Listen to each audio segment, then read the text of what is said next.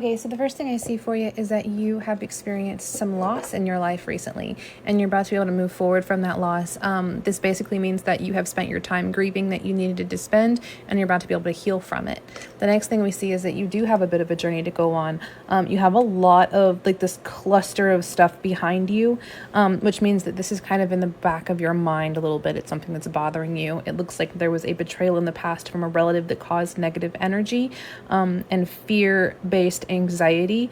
Communication with a spiritual base is the key to getting through this situation, as well as using your personal inner strength to find that happiness and finding support from a romantic interest. When there is going to be I said that weird. When you have that support from that romantic interest, there will be some pain that comes from a very close friendship. Leaning too much on a romantic interest and not enough on your friends makes your friends feel useless, basically. And it gets in their head a little bit, and you just have to lean on them as well. It is destined for this to cause a little bit of tension, though. Like, jealousy between friends and romantic interests is nothing new.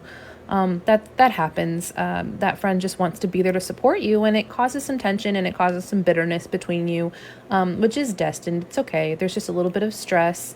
Never mind. There's a bit of stress, and they're just really overwhelmed.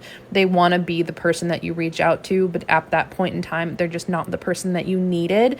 And it's really hard for them to kind of let that go. Back to this journey piece here, it also leads towards a journey towards depression, which there is a chance for that depression to block you from your ambitions and cause a little bit of gossip about you. So make sure that when you fall into that depression, you don't let it tear you apart. Like you had said, you have experienced a near-death experience. So a lot of people who actually experience near-death experiences, shortly after they have that whole colors are brighter, the world is better, like, very wide-eyed and appreciating life. And then once that bubble pops, they get a little depressed because the world goes back to being that, kind of gray color that it is for the rest of us. So be careful with that depression coming in, okay? And earlier I had mentioned that spirituality based communication is going to help you deal with some of this past nonsense you've been through here.